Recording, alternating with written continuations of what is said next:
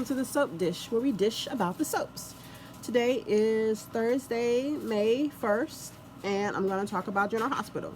You may hear some noise in the background. My daughter's doing chores, getting the trash together to take out, so sorry about that, but I told you, kids do chores around here.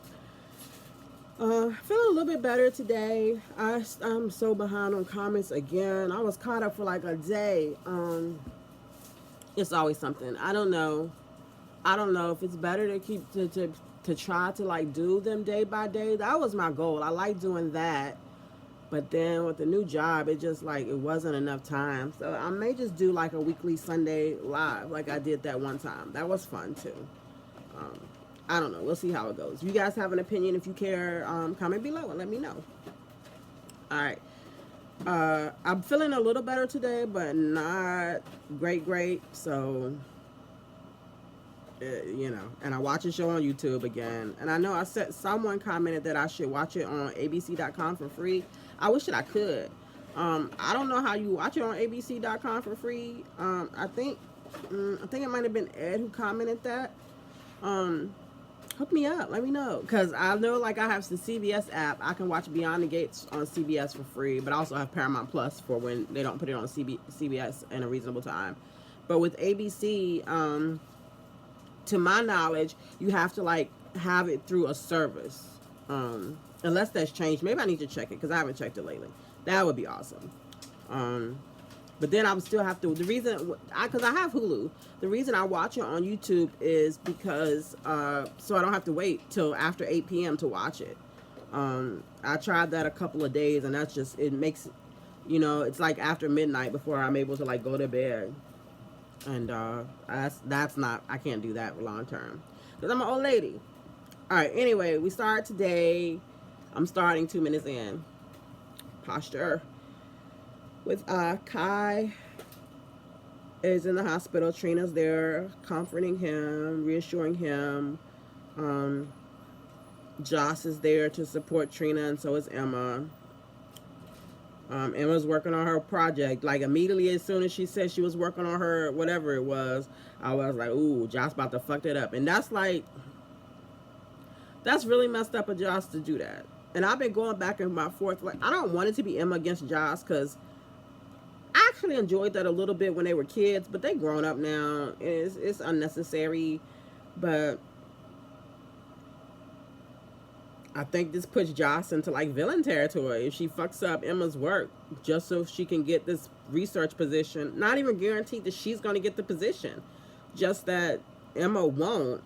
And like, Emma's been working hard, and that's not fair. Like, as a former nerd. Stop being a nerd.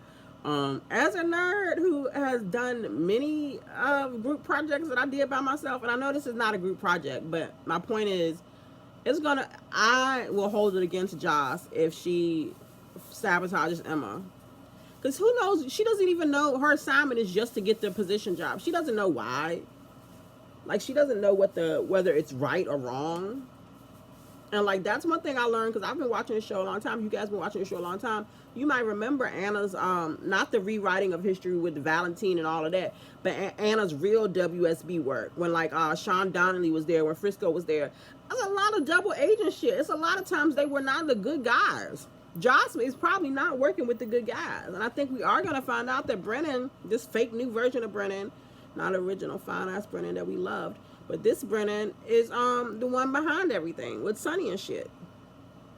So not only is he manipulating Carly while he almost killed her son, he's manipulating Joss while he almost killed her brother. And tried to kill Sonny. I think he tried to kill Sonny in the hospital. He just happened to pop up and be right there. He just happened to be on a flight. He was almost, okay, all right. Lord, I forgot I'm half sick. And I'm asthmatic too, y'all. I can't be fussing so much I can't breathe. All right. I did appreciate that Emma and Joss set beside Trina so the guy can record her while she was waiting. Like, I don't even know how valuable that footage is. Just like, you sitting on the sofa looking nervous. Like, 2 seconds should have been enough. We have Danny and Rocco. I love seeing them together, but I was a little annoyed that they were spending time with Dante instead of Jason for a second. And then I checked myself on it and was like, Dante was Danny's father while Jason wasn't there for a while, quite a while. And, you know, Danny lived with him. So I swallowed that and was like, get it together. This is what you wanted. But I was mad they was putting together shit at Lulu's house. That I don't accept.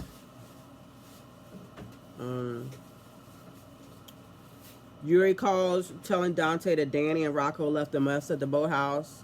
I was like, what kind of mess? It's still, the weather just now getting warm. They live in New York. Are we boating at that time of year? But then they mentioned in other scenes that it was a heat wave, and they're accounted for that. And I would say, oh no, what are the Cassadons doing? Are we gonna set the city on fire, or are we gonna freeze the city? Like, what is going on with the weather? But they did that shit to us like 2 years ago, where there was that freak weather day, and we thought it was gonna be some big Cassadon weather adventure, and it wasn't. So it's just a hot day. It's just a hot day. It's just a reason for them to type in connect boat stories and bonfires. But I do imagine Danny and something's gonna happen in the boathouse. They're gonna overhear something, or somebody's gonna overhear them or something. Danny wants to party with the college kids. I was like, oh, look at Jason, little Jason. But Jason didn't want to party with college kids. That's more Sam. Actually. Now I think about it. Makes me nervous. I'm glad Rocco is hesitant, and we'll see where the story goes. Oh, they will go to the party. I just realized it's the same fucking party. The party that Danny and Rocco was talking about is the party that Emma and Josh was talking about. So we might actually get to see the party. That would be nice. I would like to see that. I would like to see the young people hanging out and get into shenanigans. Or Josh take that flash drive. I hope Trina catch her. But we know that's not going to happen. Josh gets away with shit, so she will get away with that. Alright, Laura knew Lulu was hiding something about the adoption story. Lulu talks about how she stumbled onto the info.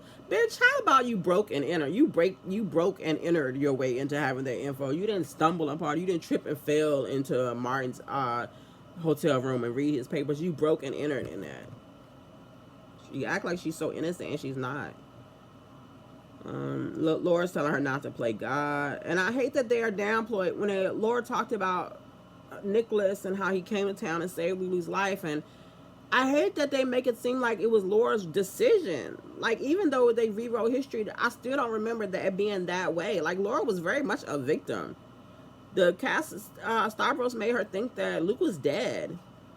Like, and she said she was with him willingly, but they didn't let her leave the island. How willing is that? Like, we could argue about consent all day, but either way, it's a very traumatic situation when Laura was very young. And for Lulu to just be bringing it up to use it part of her adoption war against Brooklyn is disgusting and so callous. Like, is she gonna go visit Nicholas in jail to talk about adoption? Why is she? Well, you know a good question. Why don't she write about her? Why, if she her own adoption story? She might not have an adoption story. She got an abortion story where she could have had the baby and gave the baby up for adoption. Why don't she write about why she didn't put her baby up for adoption and chose abortion instead? No shade to anybody. Your body, do your choice. I'm talking about fictional characters on soap opera. A voice, y'all. I'm so sorry. Tracy is happy reading the article about Drew. I don't know why they make it such a big deal, because Lulu was there and she sent it to the paper. Why not just have it all over social media, like the other stuff, like over social media and the and in the paper? But like, everybody don't read the paper, and the internet, the newspapers have social media. When I do read the paper, I don't be reading the paper. I be reading social media. I say I be reading, y'all. I promise I'm not stupid. I'm not a country bumpkin. I'm just tired and not feeling well. Drew is begging Willow through Nina's door. I knew this was a dumbass plan. And why Nina didn't have security at the door to tell her not to let Drew in? Think ahead. She knew he was gonna come, right? Oh, I realized and I was criticizing their plan and saying how fucked up it was that they was like drugging him. I'm glad that they didn't have Drew. Like, Drew been drugged before. I'm pretty sure Kim drugged him to try to get his sperm to have a baby. But Portia helped drug a man. Like, that's what Esme did to Trina. And she didn't even think about it. Like, how fucked up that was and how bad that was for Trina, that she got accused of the revenge porn, all of that because she was drugged by Esme. Now she's no different.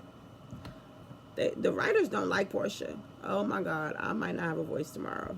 This is crazy. All right, Joss met with Vaughn. Nobody, apparently, like, she's the only one that can see him. She needs his help. I guess he's gonna go to the beach party or whatever. Gio and Tracy are together. Gio tells Tracy how Gio tells Tracy that Jason told him the story about AJ's death through his perspective.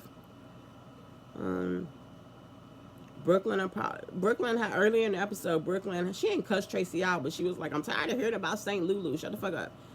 Later, she comes in and sorry.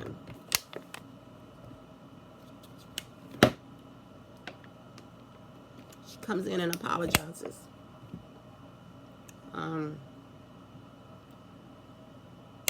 Brooklyn basically throws Luke in Tracy's face and says, I think this is really about Lulu being your only attachment to Luke. And Tracy says it's not about that. It is kind of about that.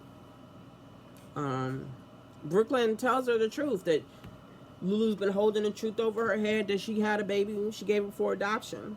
So I'm interested to see where that picks up tomorrow. The last thing I have is that Laura shows up at the hospital to wait with Trina while Kyle's in surgery.